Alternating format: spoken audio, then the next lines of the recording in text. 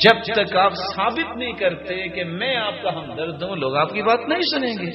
رسول اللہ صلی اللہ علیہ وسلم نے دیکھا کہ معاذ بن جبل نماز پڑھ کے فوراً چل پڑے ہیں۔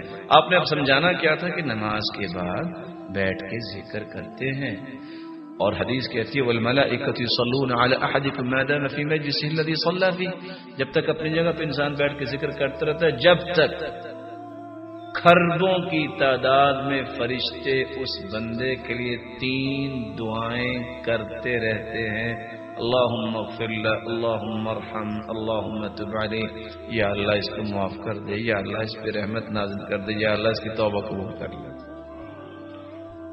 سمجھانا تھا یہ۔ آج کل کا ماحول ہوتا زیادہ پڑھے لکھے لوگوں کا تو کیا کہتے، کچھ شاگرد اٹھتا، تیری ٹانگیں میں توڑوں گا تو سیدھا ہوگا، ہو جائے گا سیدھا۔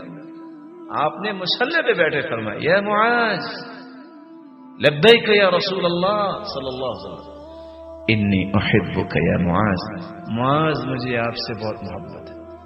اتنا بڑا انعام جس کے بارے میں اللہ کے رسول فرما دے مجھے محبت ہے، فوراً کھینچے آئے، کہتے اللہ کے رسول مجھے بھی آپ سے بہت محبت ہے۔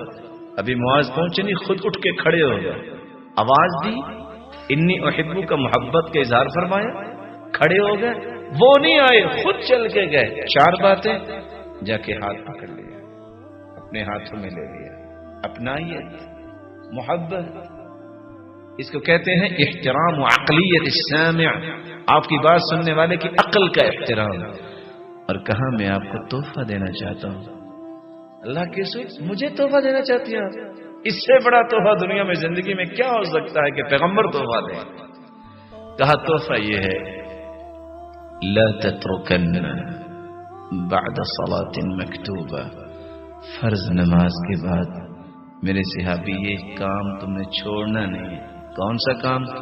اللہم اعنی علی ذکرک و شکرک و حسن عبادتک، یہ دعا پڑھنی ہے، یا اللہ اعنی علی ذکرک و شکرک و حسن عبادتک، اللہ اچھی عبادت، اچھا شکر اور اے اللہ اچھا ذکر، اس میں میری مدد فرما۔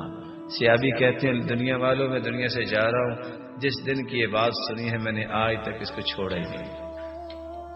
آپ جب اس طرح انداز اپنائیں گے تو آپ کی بات کو ٹھکرائے گا، اور آپ دیکھتے ہی کہیں گے کہ میں تو بہت پڑھ گیا ہوں، یہ تو سارے کافر ہی بیٹھے ہیں اور منافق اور فاسق بیٹھے ہیں، نعوذ باللہ من ذالک۔ نہ یہ مومن کا منہج ہے، نہ یہ دائی کا منہج ہے، اور نہ اللہ کے رسول نے اس کی رہنمائی دی ہے۔